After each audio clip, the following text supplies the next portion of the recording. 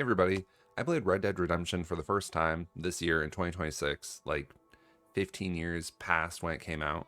I'd always heard that was amazing, and it was. It was really good. The story's amazing, gameplay's great, and I loved the open world. After I played Red Dead Redemption, I played Undead Nightmare for the first time because I had always heard that that was amazing too. And unfortunately, my feelings were a little more complicated.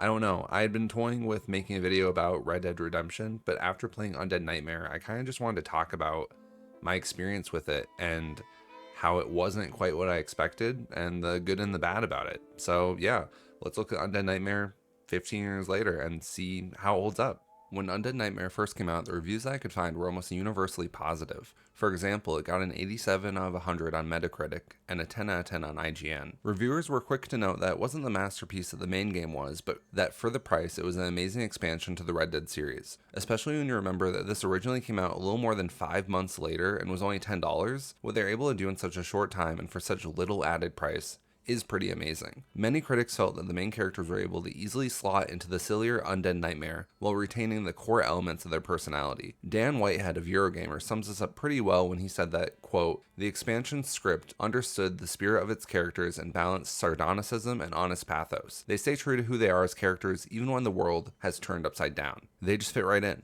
In fact, it does genuinely seem amazing that most people agree that Undead Nightmare was able to ride the line of being a silly zombie western while retaining some of the heart of the original, while also providing a unique spin on the story that takes advantage of the setting that they've been put in. But not everyone was so positive on this expansion when it came out, even if most people only remember the good nowadays. Mission design and combat were some of the biggest issues, as well as how the expansion uses the map, which for me was the whole reason I decided to make this video because I love the map of the original game. After looking into these reviews, a lot of the negatives echoed my experiences. It's just that I don't think the good outweighed the bad for me as much as I wanted it to. When I started Undead Nightmare, it had only been a couple of days since I had finished the main game. I was riding high off the amazing story that is John Marston's final chapter. It was such a great experience, and I think the highs of Red Dead Redemption sadly only made the lows of Undead Nightmare more apparent to me. They were kind of failing because of their own success in a way. The way this story starts out is pretty much par for the course as far as a zombie story can be. It's a dark and stormy night, and John's wife and son get bit by zombies. Being the person that he is though, he ties them up and goes looking for some sort of solution or cure to what has afflicted them. He doesn't really get that zombies, but it doesn't matter to him. He's going to figure out what to do. He heads into town and finds out that this zombie infection has basically overtaken the entire game world and maybe the whole world if someone doesn't stop it. So, as you journey into the world, you meet familiar characters along the way who have had their own motivations and reasons for why they think this zombie infection is spreading everywhere. Eventually, you make your way back down to Mexico and realize that this whole thing has started because an ancient mask has been unearthed that has spread the zombie curse to the rest of the world. By returning it, you are able to restore some sense of normalcy to the world. And that's it. That's the end of the DLC. It's a simple enough story with an interesting, almost Indiana Jones style twist at the end, but it does a great job of keeping you engaged with the characters and how they react to the situation. Marston is an unrelenting force, zombies or not, and he carries that into this DLC. Seth Briers is still as crazy as always. If anything, he seems to fit in with the zombies. You know, this is kind of his perfect world, I guess. And Nigel S. Dickens is still trying to scam everyone throughout the whole thing. All of these people end up slotting in perfectly and don't feel the slightest bit out of place. It does a lot to elevate what could have been a very forgettable experience. But no, I get why all the reviews were so positive about this back in the day. The story is a good addition to Red Dead Redemption, and I'm the type of person where story goes a long way to make a bad game bearable. Sadly, I think it's the gameplay and overall use of the open world that makes this an experience that falls short, even for someone like me that can overlook a lot of that stuff. The gameplay to Undead Nightmare is pretty similar to Red Dead Redemption in most ways, but I think it's the little things that sort of add up to make it a slightly worse experience overall. Ammo has become a hot commodity now, like most zombie games, and personally, I found it to be a bit of a downgrade. I get that it's supposed to be harder, but zombies are only going to die if you shoot them in the head, and while that wouldn't be such a big deal, I found that the way that they jerk their heads around is very difficult to get used to. Call it a skill issue if you want, but I just found it frustrating to constantly be wasting ammo as I was swarmed by enemies the whole time.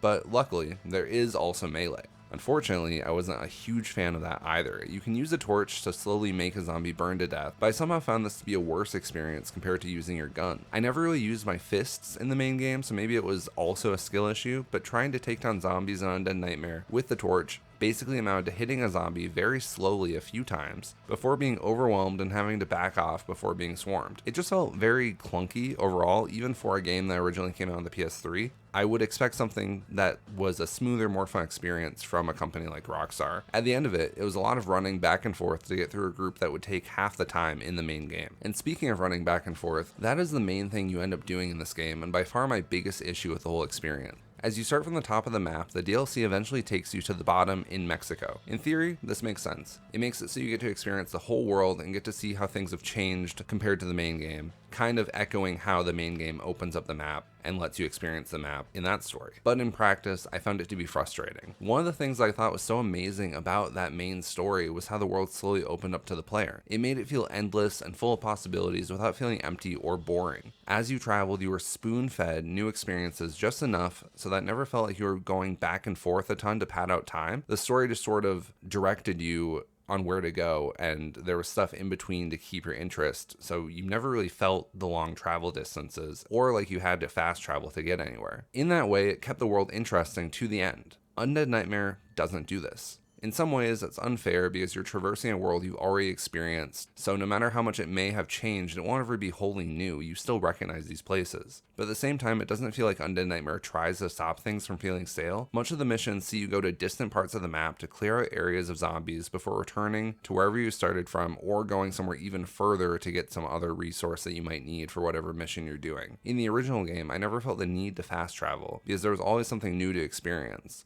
In Undead Nightmare, you aren't able to fast travel unless you have saved a town from zombies. That wouldn't be such a bad thing, and it's kind of a cool idea, honestly, but you have to balance the fact that towns can become overrun with zombies if you're gone from them too much, and if you leave them alone for too long, they're just lost for good and you lose that fast travel location, making the game a slightly worse experience overall. Cool idea, sadly makes the experience an annoying balancing act that can permanently make the experience just worse. All in all, it seems like I spent most of my time riding a horse between towns, trying to keep fast travel points alive, and since the world has been overrun, there just isn't a lot to look at or new things to experience in this DLC. In a lot of ways, it seems like Rockstar sacrificed user experience and fun so they could shoehorn a zombie defense game into Red Dead Redemption with a few points of interest throughout the map, but just not enough, unfortunately. So, Undead Nightmare isn't perfect, but it also did a lot of cool things given the circumstances. Unfortunately, I just don't think those new things are worth it when it comes to actually playing the game. Overall, I think it doesn't hold up on its own, but thankfully, you never have to experience that way.